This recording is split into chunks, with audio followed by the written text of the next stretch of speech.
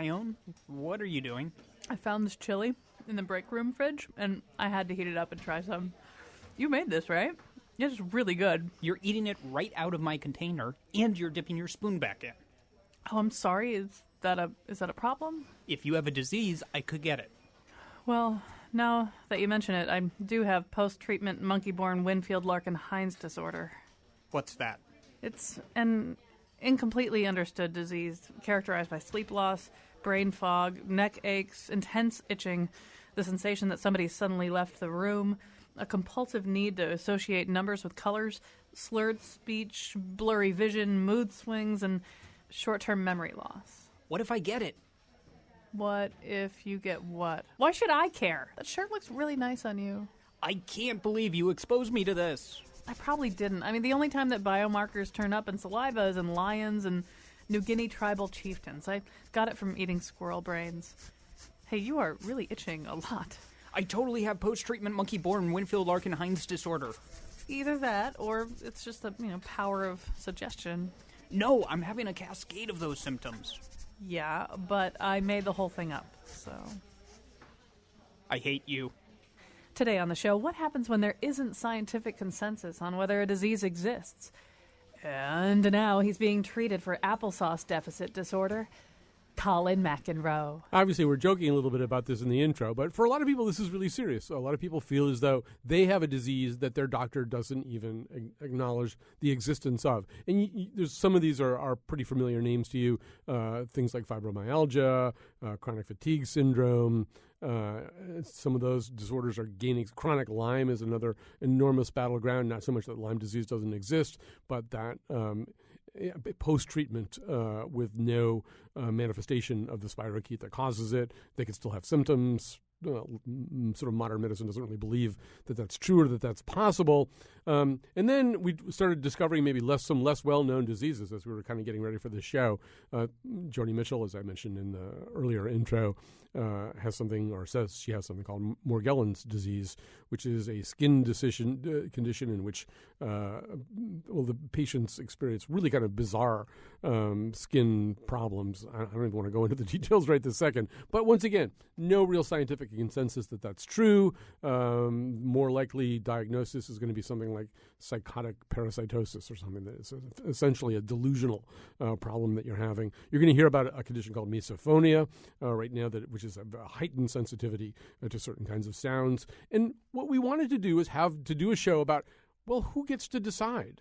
It's kind of like, who are you going to believe, your doctor or your own lying body? So we have gathered together some people who really have thought a lot about this. With me in studio, Gary Greenberg, no stranger to our show, a psychotherapist in Connecticut and the author of The Book of Woe. Baron Lerner is joining us from studios in New York City, NPR's studios in New York City, a professor of medicine and population health at NYU Langone Medical Center and a medical historian, and the author of The Good Doctor, A Father, a Son, and the Evolution of Medical Ethics. And a little bit later, we'll talk to Ellen Clayton. She's a professor of pediatrics and law, co-founder of the Center for Biomedical Ethics and Society at Vanderbilt University. She's also on the Institute of Medicine Council. So I'm going to begin with you, Gary, and work Baron Lerner into this pretty quickly. So imagine that I am having some symptoms that are consistent with, let's pick one of those. These are kind of consistent with fibromyalgia.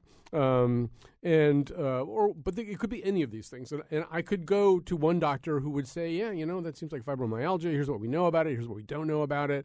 Here's what we can do about it, which is not very much. I might go to another doctor who would say, your friends told you had fibromyalgia. I don't really even believe that that's a real disease. This may be a physical manifestation of some psychological disturbances you're having. Maybe it's something else. I don't know. I don't really believe in fibromyalgia, so I'm in no position to treat you for it. So, this is a physical condition. It's a manifestation of symptoms within the body. Who gets to decide? How can there be that amount of disagreement? Why can there be that amount of disagreement? And how does it ever get resolved if it does? Well, the people that get to decide generally are doctors. Mm-hmm. These days, usually committees of doctors. So many diseases are created by committee, and we know what creations of committee are like. They can be very bulky and awkward and not very satisfying. And how they decide, in some ways it's like anthropology. You have to sort people. You have to listen to them and find out what their symptoms are and see if those symptoms group together in a way that isn't already explained by another disease. And people who have conditions like fibromyalgia don't fit into an existing disease category. So you start with this recognition that they don't fit into an existing disease category, and yet there's more than one of them. There's a group of people reporting a group of symptoms that don't fit in. And so you carve out another disease category and you name it fibromyalgia. And at that point, maybe you start to look for biological markers. That would be one thing that people do. But as we know in many of these cases, there aren't any. So Barry Lerner, Gary's making it sound like there's almost a way in which some syndromes are socially constructed. Maybe that's not a bad thing, that if enough people say consistently that they all have this thing and it all sounds kind of similar, even if there isn't really kind of a strict acceptable group of biomarkers that have been found so far, one way of thinking about this is, well, if we really study the disease even more, identify the patients, get them together, locate them, look at them, get research universities involved, we'll understand it. We'll find the biomarkers. We'll understand what this disease is. Is that an empirically satisfying way for medicine to go about this problem? Well, from my doctor hat, most of my doctor colleagues wouldn't like that very much. From my historian hat, I'm pretty comfortable with it. I think the term social construction, which has come over around the last few decades, has actually been a helpful way to try to understand the ways in which, as Gary said, diseases begin to exist that are not with a clear scientific basis. So if you have something like pneumonia and you have pus in your lungs and everybody agrees that that's a real disease, but then when people come in your office with, again, these vague constellation of symptoms, and there's a lot of them, you don't want to say just because we can't find the cause right away, it doesn't exist. That's like the worst thing to say, and it's all in your head. I mean, it's a terrible thing to say. So we do, if there's enough people like this, begin to socially construct and say we've identified a group of people. We don't exactly know what it is. We're going to try to name it and try to study it. So I want to get both of you talking about this, but so it seems to me, as the untutored person in this conversation, that there's at least two potential pitfalls here. One of them is that what you're describing right now almost kind of catapults us back into a pre-germ model way of thinking about medicine and to a sort of a sense of, well, if a lot of people say that they have something in the absence of actual scientific evidence that something exists, we still have to acknowledge its existence.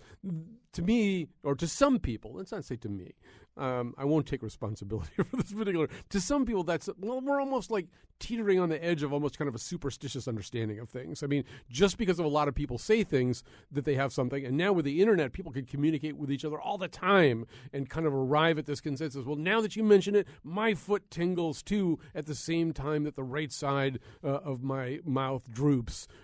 I've got that thing too. So, the concern would be we have sort of this folk way understanding of this problem that exists independently of science. So, Gary, why isn't that a bad thing? Well, actually, the scientific understanding is a folk understanding. I mean, you have to go back to this notion about germs or the absence of germs. And when germs are absent, then we have a problem. The germ theory of disease is what revolutionized medicine and gave us the expectation that when there's a problem, when we suffer, we're going to find a biological cause for it. That's new. That came about in the middle of the 19th century. So for thousands of years, suffering wasn't understood that way. And that model, that idea of what a disease really is, has dominated our thinking for the last 150 years. But that doesn't mean it's the only scientific way to validate or understand suffering. But Barry Lerner, how do we differentiate between sort of kind of a legitimate folk understanding of a problem? I'm using folk with quotation marks around it. I mean, a lot of people kind of communicating with one another and maybe figuring out they're all having the same kinds of symptoms, whether science has grouped those symptoms together into a single disorder or not. They're starting to figure that out, and maybe science needs to catch up with that. How do we differentiate that potentially legitimate process from mass hysteria, from people? I mean, a lot of people look at something like Morgellon and say, well, it's a lot of people communicating about sort of a delusion that they're all having and probably also kind of triggering by suggestion in yet more people. How do you make a demarcation between those two things? Well, I think you bring as much science as you can to bear on these situations. So for things like chronic Lyme and chronic fatigue and fibromyalgia now have been studied extensively by scientists. They are grouping people together, they're grouping symptoms together. And again, when you find replicability, consistency, and various sort of objective things you can put your hat on, I think it builds toward legitimacy. But you're entirely right. You could get all these things in a sense from a group hysteria on the internet, and everybody starts saying they have the same thing. So that's something I think we're always cautious about. But the ones that I think really exist have a durability to them. I mean, I've been seeing patients for 30 years who come in with pain and fatigue, and we're still struggling with what exactly they have, but there's clearly something there. Okay, now let me bring up the other pitfall. And Gary, I'm going to throw a fastball right down your pipeline on this one. So there's two groups of people who can benefit from the identification of a disease. One of them are the people who have the disease. Like if we decided it's a disease, we start doing researching cures and treatments and stuff like that. That's really good for me if I have that disease. The other group of people for whom it's potentially good are clinicians, because right now we could decide that there's something called Greenberg-Lerner syndrome, and that we could even figure out what the symptoms are, and a bunch of people have it. But the truth is, you probably couldn't get insurance reimbursement for treatment. There isn't any pharmaceutical company with skin in the game right now for some kind of drug to treat Greenberg-Lerner syndrome. When the day comes that it really is accepted as a diagnosis, then there's sort of a whole bunch of people who theoretically benefit. Starting with your clinician, I mean, it's much more reassuring if Baron Lerner's patients can hear him say, oh, yeah, I know what you got. You got Greenberg-Lerner syndrome. Not only that, I know what drug works for it. Plus, the pharmaceutical companies, they're happy. So in a way, the other beneficiary of this process, if we're going to agree that diseases can come about by this kind of somewhat scientifically backed consensus, would be all of those people, the people delivering services. Why shouldn't we be worried about that idea that these socially constructed diseases that don't exist wind up basically being, sort of troughs for a lot of people to eat out of? Well, I think we should be worried about it. And I think that what we have to understand is that the disease label is a very powerful way to secure social resources. That's really what disease does for us. When you take a kind of suffering and say, okay, that's a disease, you open up a treasure trove. And some of it is for treatment, some of it's for research, some of it's for office visits, and a lot of it is for pharmaceutical companies. I mean, a disease under capitalism, a disease is a market. And so a disease label becomes a very valuable commodity. I want to mention as we go along here, our number, if you want to call in, nobody's going to diagnose you, but if you have something you want to say, 860-275-7266, 860-275-7266. We're talking about what happens when there isn't scientific consensus about whether a particular disease exists. 860-275-7266. You may tweet us, and I believe our tweet master is back in the house. We thought we didn't have him today. Greg Hill's with us. You can tweet at us at WNPR Colin on Twitter. With me, Gary Greenberg. He's in studio. He's a psychotherapist. His most recent book is The Book of Woe. Baron Lerner is a professor of medicine and population health at NYU and a medical historian. And his one of his books anyway is The Good Doctor: A Father, a Son, and the Evolution of Medical Ethics. So, Baron Lerner, let me ask you a medical ethics question. So obviously what we want is, as patients and probably as doctors, is some kind of clear-cut communication about what's going on. Are there some of these diseases that we're talking about, whether it's chronic fatigue, whether it's fibromyalgia, whether it's chronic Lyme, some of the other stuff, where really the doctor's job is to say, I don't really know what you have, and there isn't really even a scientific consensus about whether what you might have exists? I mean, how optimally would that conversation go? I have that conversation a lot. I think that with some of these patients, there's a lot of frustration on both sides. Patients come in, they feel terrible, they want answers. I usually do a series of tests, or they've already had the tests elsewhere. Sometimes, very often, there's nothing definitive that we find, and we're at an impasse.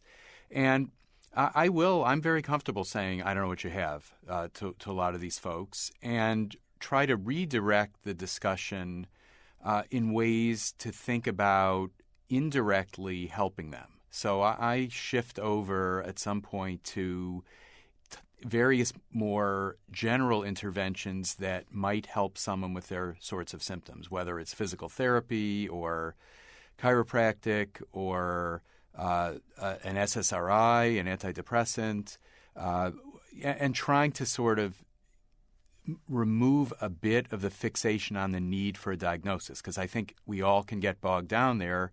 And ironically, if there's no diagnosis, I'm not going to say it's any less real, but ironically, the patients who insist on a diagnosis are playing into a scenario where it's not going to be real to them unless they get a diagnosis. And I'm actually find myself pushing against that at times. Gary, I would respond to that. So I think that one of the things that's going on there, especially with Baron's last comment, is that one of the compelling aspects of the disease, the folk understanding of disease as a kind of suffering that has a biological cause, is that it takes human agency out of the picture. And so when people are suffering, they sometimes want to believe that it's not their fault. And if you provide a diagnosis, and especially in a medical language, you're saying, no, it's not in the mind, it's in the body. Conversely, if you can't say that, then it's as if you're saying it's in the mind. And that, of course, people really don't like because it makes them feel guilty, it makes them feel responsible, and it may make them also feel hopeless because if my mind did this to me, how am I going to get it undone?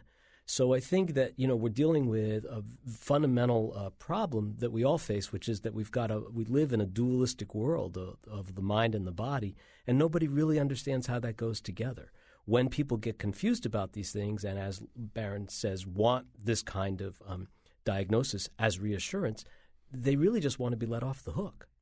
The other sort of instance of this kind of thing is disagreement about how a disease behaves, and obviously the battleground for that is chronic Lyme. And Gary, I'm going to stay with you on this for a second. So the scenario in chronic Lyme is that there are a lot of people who have sort of post-treatment symptoms, that they go through 30 days or whatever of antibiotic treatment.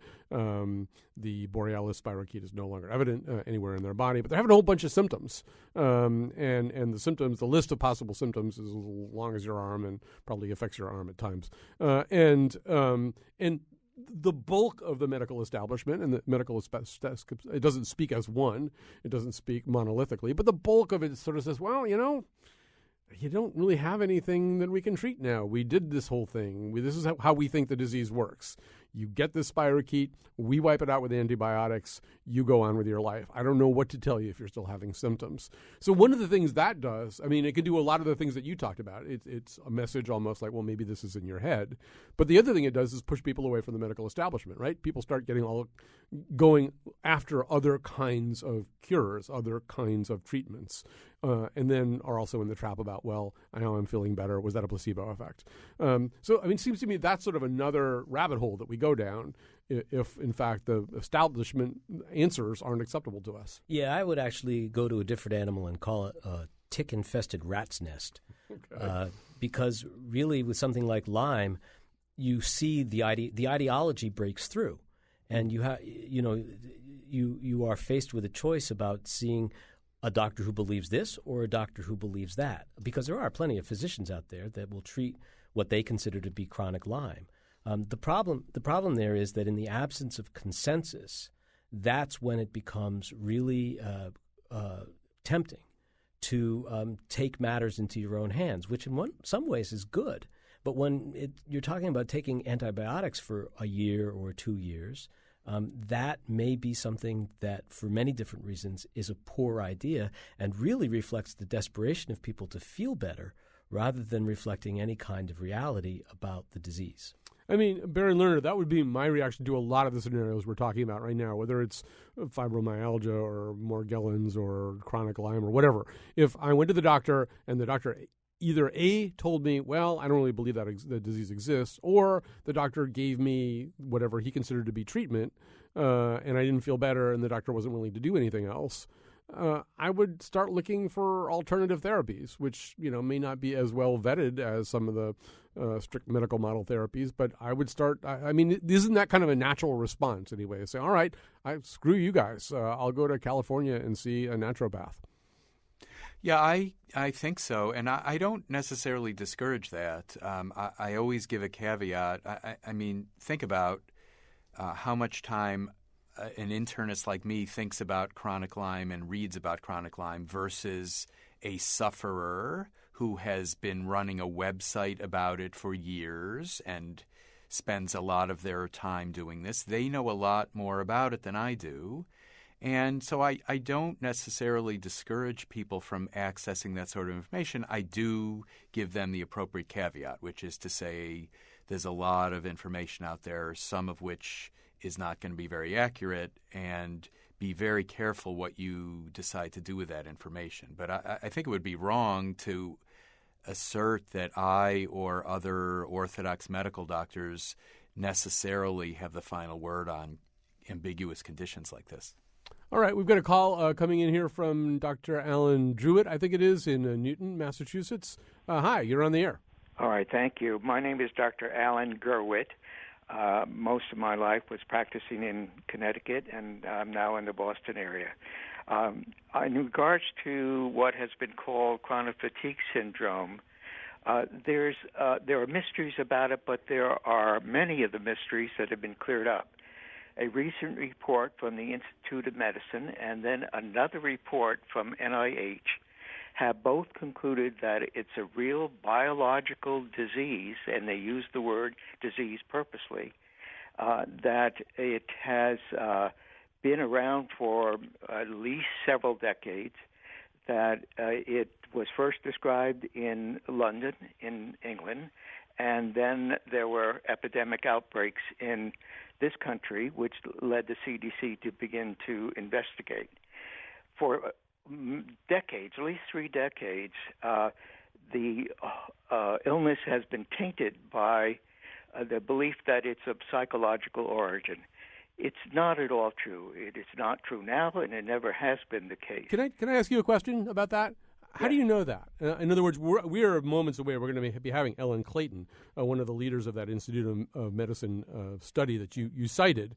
Yes. I'm a retired physician. Yeah. I've been studying this for 26 years. I'm the medical advisor for the Massachusetts CFID Association.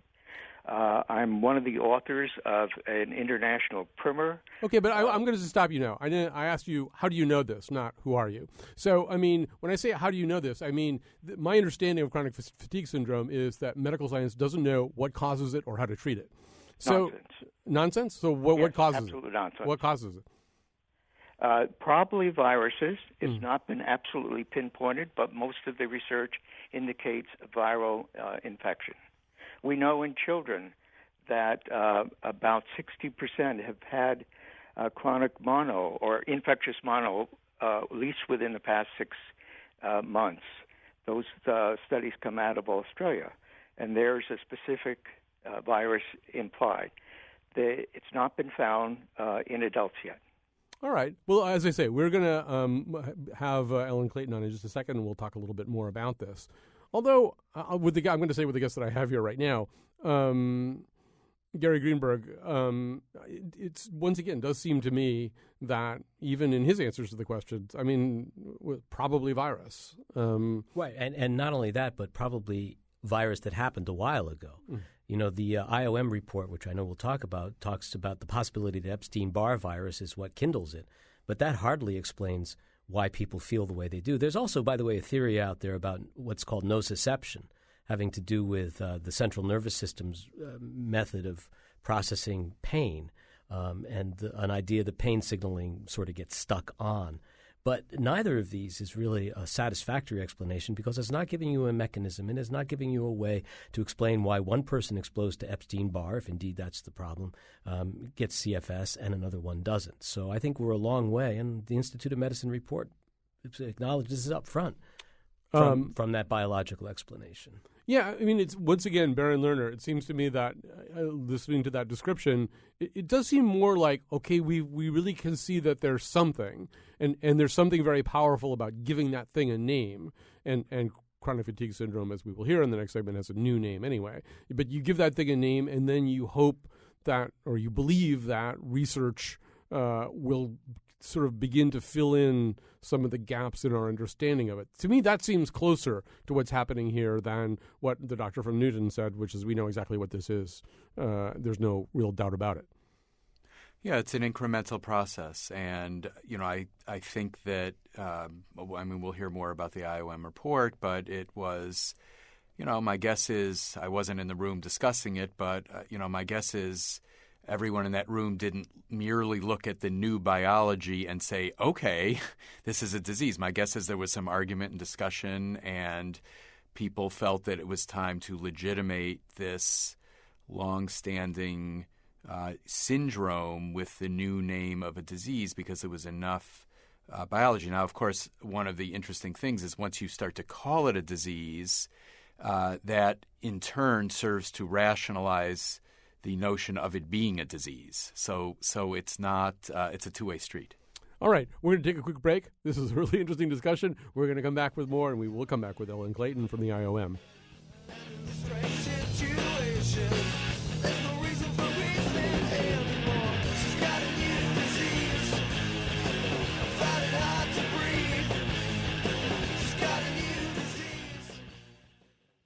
Right. So, most of us, one thing I always think about is most of us don't access the medical system. We don't access healthcare. We go to our doctors.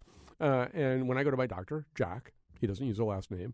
I tell him what my symptoms are, and he tells me what he thinks is wrong with me and tries to figure out how to fix me. I've been fortunate enough not to have the experience of going to Jack with a whole bunch of symptoms and maybe even a belief that I have a particular thing, and Jack telling me, well, we don't even really know if that exists or not, and there's nothing I can do for you. But for a lot of people, that's the reality, right? They have symptoms. They believe those symptoms coalesce around a particular thing. They've been told by other people that that's the case. Maybe they've been to a bunch of doctors who just wouldn't even acknowledge that there's any possibility that they have a disease. And then they find out, wow, there's a lot of other people who have this thing, and here's the name of it. That's kind of what we're talking about today, and how that thing with a name gets to be agreed upon as a disease by the medical establishment. So joining this conversation, we've been talking to Gary Greenberg and Baron Lerner. They're both still with us. We're going to add Ellen Clayton, professor of pediatrics and law, co-founder of the Center for Biomedical Ethics and Society at Vanderbilt University. You just heard a reference to the Institute of Medicine's most recent statement on, it's probably more than an actual statement, on chronic fatigue syndrome, which also has a new name now, systemic exertion intolerance disease. So she's kind enough to spend some time with us and talk about how that gets arrived at. So first of all, welcome to the show. Well, thank you. It's a real pleasure to be on the show. And it sounds like you've had a chance to be sort of present at the dawning of an attempt to arrive at one of these consensuses, one of these understandings. There's a thing, and people have been calling it chronic fatigue syndrome for a long time, but there isn't really a common understanding about what causes it or how to treat it. So I'm not even sure I quite understand what the IOM, the Institute of Medicine, is. Maybe you should begin by saying what that is and how dispositive its decisions actually are. Well, that's a great question. The IOM is part of the National Academy of Sciences, and the National Academy of Sciences was founded during the Civil War to provide objective advice on science to the nation. So we are a freestanding entity that advises the government about science. The IOM is a more recent branch of that, but is a very important branch. We were asked by a variety of agencies in Health and Human Services to address a very specific task, to talk about to come up with diagnostic criteria for this disorder, to talk about how this should be updated as time goes on, to consider the usefulness of the current names, of which there are actually many, not only chronic fatigue syndrome, but also myalgic encephalomyelitis, and then also how we would get this news out to clinicians. So we had a very specific task. The major part of the task, obviously, was coming up with the diagnostic criteria, which we did in two ways. One of them was that we did a comprehensive review of the literature about this disease, how it's described, what its symptoms are, et cetera, going back decades, actually. And then we also very clearly listened to the views of patients and advocates. We not only took direct testimony, but we also got more than almost 1,000 comments from patients and advocates about this disease that we looked at very seriously and took into account. What we found as we looked through the literature was that there were a very clear cluster of symptoms that characterized this disease, and these became our diagnostic criteria. They have many other symptoms as well, but the core symptoms are this profound fatigue that's long-lasting, that really gets in the way of the ability to work, post-exertional malaise, which is the inability to bounce back from any kind of exertion, the issues of sleep disturbances, which people universally complained of, and as well as either cognitive problems. A major complaint people talk about is what they call brain fog, but just, the inability to think in a way that they think they can, as well as orthostatic intolerance, which is the inability to stand up or sit up for prolonged periods of time without losing your blood pressure and falling down. As I said, there are many other symptoms that go along with this, but these core symptoms taken together really define the essence of this disorder. One thing that we found in terms of looking at this, we obviously looked at the basic science, which I think, as we've already heard, is fairly nascent in this disorder, and in many cases, except for the role of Epstein-Barr virus in kids. But there were also clear physiologic measures that we could, that we could demonstrate using things like tilt testing, cognitive testing, and the exercise testing. So it was a combination of looking at the literature about what's been demonstrated, looking at what at things that have been shown in many patients to be demonstrable using objective tests, and then listening ultimately to the views of patients. The issue about the name, I think, has become a bit of an issue. We heard a lot about people saying that chronic fatigue didn't serve them well. I'm pretty clear that's true. I heard lots of people for a long time asking me if this was a real disease, et cetera. I hope we've dispelled that.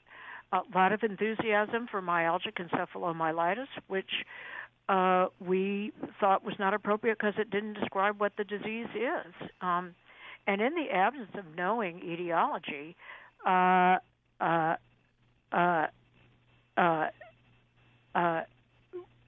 when it came to examining the etiology, we don't know that yet. So what you do in the absence of that is you describe symptoms.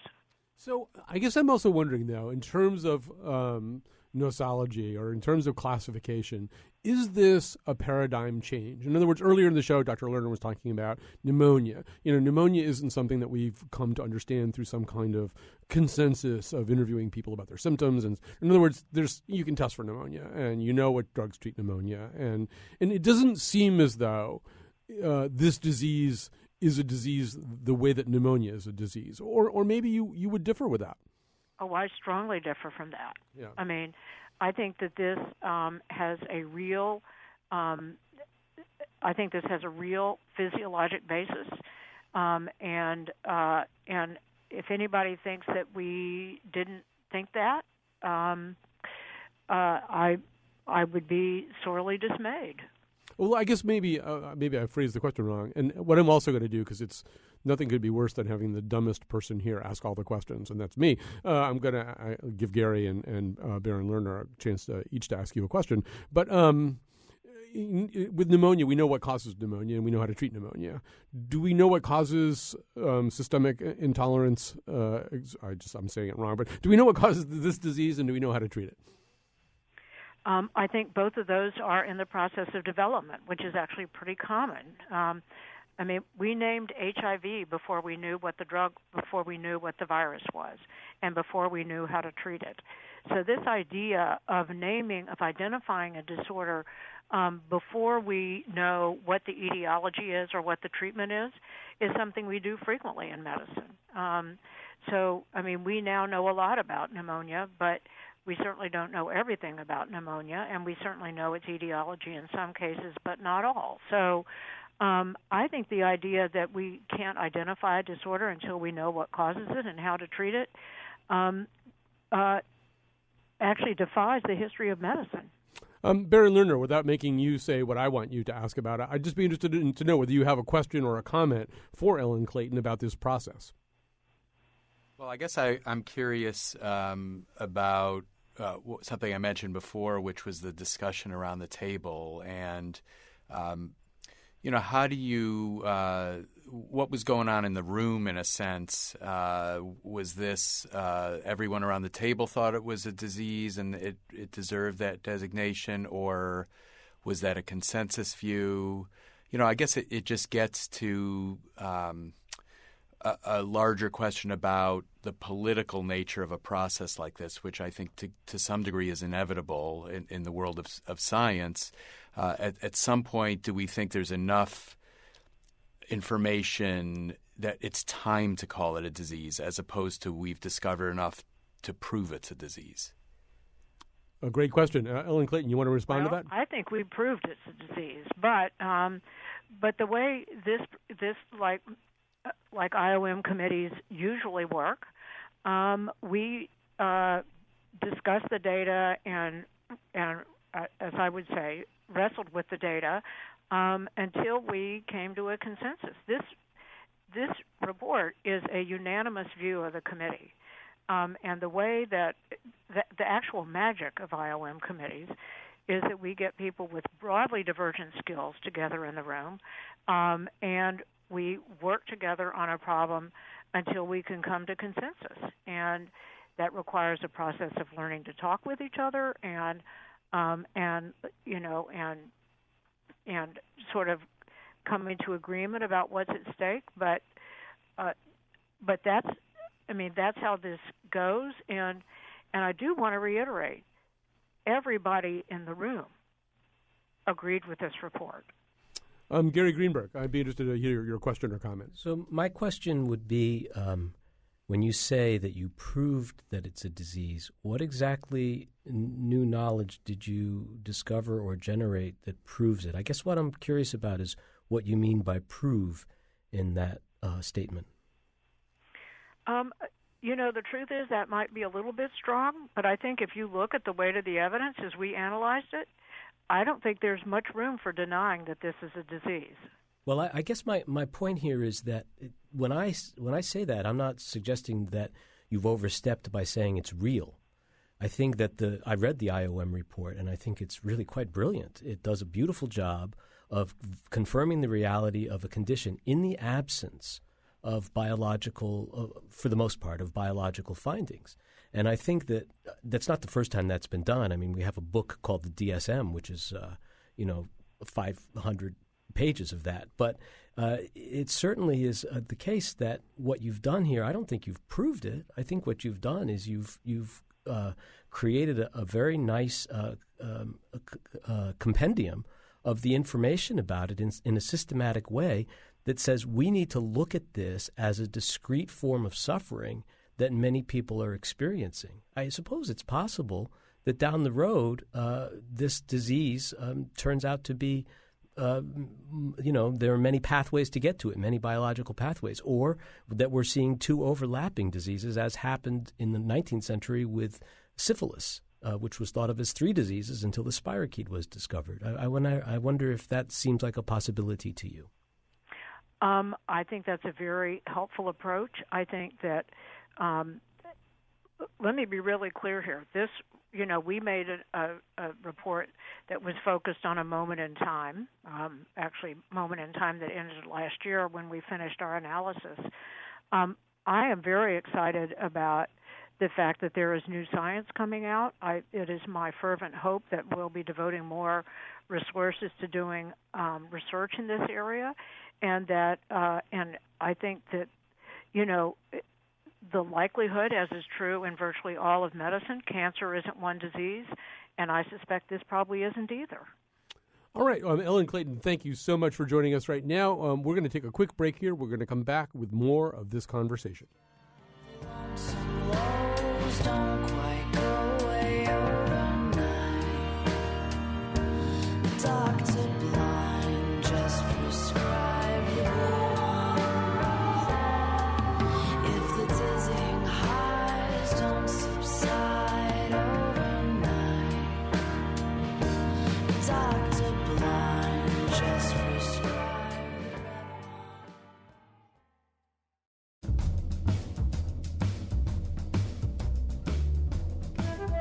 This is probably the wrong time for me to bring up my restless pants syndrome. Today's show was produced by Betsy Kaplan and me, Kyone Wolf. Our intern is Anna Novak. Katie Tolarski is our executive producer, and the part of Bill Curry was played by Woody Allen. For show pages, articles, and videos of the Faith Middleton Show staff in search of a cure for chronic truffle sensitivity, visit our website, WNPR.org. Tomorrow, a show about rust. And now, back to Colin. Rust is the natural disaster that cost the U.S. the most money. It costs $500 billion a year just to deal with what rust actually is. But we're also going to talk about how rust can be beautiful. We'll talk to an artist who works in rust. So that's our show tomorrow. Right now, we're talking about what happens when medical science doesn't have a complete consensus about what a disease is or whether it even exists or not. Our guest in studio, Gary Greenberg, a psychotherapist in Connecticut. He's joined us for other topics, and his most recent book is The Book of Woe. Baron Lerner, a professor of medicine and population health at NYU, a medical historian and the author of The Good Doctor, A Father, a Son, and the Evolution of Medical Ethics. Well, Dr. Baron Lerner, this topic is not a mere abstraction for you, not only because you treat patients and have these kinds of conversations with patients with some regularity, but because it's in your own life. You've written about this in the New York Times and possibly elsewhere. You, in fact, experienced something called misophonia. Tell us about misophonia. And we're missing him right now. All right. We may have just dropped the ISDN. We'll try to reestablish contact. Either that or his misophonia has interfered with his hearing the question, but I don't think that's true. Are you there, Baron Lerner? Nope. Okay. So, how about now? Now you're here. Back now? You're back. Excellent. Okay. So tell us about misophonia. So misophonia is a condition that has been named for about 12 years or so, which involves selective sound sensitivity. So basically what it means, the people who have this syndrome, there's certain types of sounds that they find incredibly irritating that causes many of us to get very frustrated and angry. And one of the characteristics of this is that other people in the room or other people around don't experience this at all, and there's a small segment of the population who is furious at the irritation that these particular noises bring. So just to sort of go to some of the questions we were asking about chronic fatigue, do we know what causes it, and do we know how to treat it? No and no. It's newer than chronic fatigue, so there may be we have some time there. There's some speculation that it has to do with the connections in the brain, the limbic system, that go to the auditory system. There's certain things that those of us who have it can do, mostly at this point some type of behavioral modification that can help alleviate the symptoms. But, yeah, we're in a very early stage here. And indeed, there's certainly a segment of the population reading about this that's probably rolling their eyes saying that these people are a bunch of complainers and this doesn't exist at all. Could I ask a question? Sure, yeah. Baron, I'm curious about the connection between the triggers for misophonia and the triggers for ASMR. Are you familiar with this question? No, not. Do you know actually. what ASMR is? A little, but okay. I don't mean to put you on the spot. No, it's okay. It's this. Some of the triggers for misophonia are the same triggers, the sounds, mouth popping, popcorn chewing, crinkling papers, and so on, that other people suggest trigger their what they call eargasms, a tremendously high state of arousal that they enjoy sufficiently to spend hours on YouTube listening to them. And I wondered, I clearly hadn't heard about this or thought about it, but I wonder if you could maybe comment on the overlap there. Yeah, it's interesting to hear that. I mean, I've heard of the condition, but I hadn't heard of the two of them being associated. The notion of any sort of pleasure coming from these things is interesting. But I will tell you that I'm not surprised to hear that particular sounds generate very specific reactions from a small percentage of the population, even if they're a different type of reaction. I mean, to me, it seems very biologic and physiologic. I don't go looking for this. I don't try to find these noises so I can roll my eyes and be irritated. In fact, I try to distract myself, but when one of them jumps out at me, there it goes, and I hear it. Now, did you I think I remember reading in the Times that you experienced this for a while before the term misophonia came along for you. Do I have that wrong? Is that correct? No, that's true. I actually sort of stumbled across it. I mean, I dealt with it for years and years and tried to do what I could about it, and once in a while would talk to people about it. But in general, didn't go searching for a name. And then a couple years ago, I sort of stumbled across it on the Internet. And I remember I was sitting at the computer. My wife was sitting behind me at the kitchen table, since she's the victim of my complaints all the time. And I was like, oh, my God, there's a name for this. So I was actually pretty excited. I mean, and I would imagine that's the reaction of a lot of people. In other words, people who have this or who have symptoms this extreme are probably somewhat overjoyed. I mean, nobody's overjoyed to have it, but overjoyed to hear that they're not crazy, that there's a name for this. But what is your response to people who say, well, yeah, no, I got that too. It's my ex-wife's voice, drives me crazy, but I don't think that I have a disease. Yeah, that's exactly how I get when I hear Rush Limbaugh. In other words, I mean, I'm sure there are a lot of people who think, yeah, you've just made up a disease name for a fairly exaggerated reaction that you're having to auditory stimuli that, basically most people can kind of identify with. Well, I think we fall back on the sort of things we were talking about earlier with these other conditions, which is there's a consistency among the particular types of noises that bother these folks. The studies that are beginning to be done suggest that not only are the symptoms consistent, but the types of behaviors that you can do to avoid it are particular and can be helpful. And you start to build, again, one of these consensus understandings that this isn't just a small number of people or individual people getting irritated about something and calling it a disease, but really a group of people who's suffering from something very specific, who are gathering together on the Internet and in meetings and trying to come up and encourage people to study it from a scientific basis. So with 60 seconds left, Gary Greenberg, I mean, this conversation that you guys are having right now makes me realize there's a couple of ways to understand the whole purpose of medicine, right? One is to achieve a hard scientific understanding of everything that happens to people. And the other one is to do what he's saying, identify symptoms that people have, things that make them suffer, and begin anyway to try to help them address that one way or another, either through avoidance of triggers or maybe that's what medicine is just trying to help people any way you can. Well, especially when you're talking about the disease model, because as I said earlier, the disease is the key to opening up all of those resources, which isn't just money and drugs. It's also compassion, sympathy, understanding, accommodation, and obviously the ability for people to communicate with one another and help one another, whether they're physicians helping each other or physicians helping patients or patients helping each other. All right, we're going to have to leave it there. Special thanks to Dr. Barry Lerner and Gary Greenberg, and special thanks to Betsy Kaplan for pulling this whole thing together. It took us a few tries to figure out what this show was. I think it's been a really interesting conversation and probably the beginning of a couple more conversations very much like it. You can email me if we didn't get to your question at Colin, COLIN, at WNPR.org.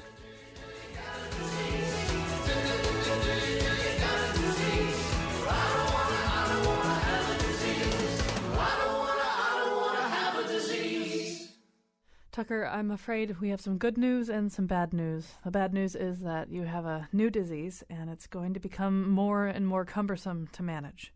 Dear God. What's the good news? We're naming it after you.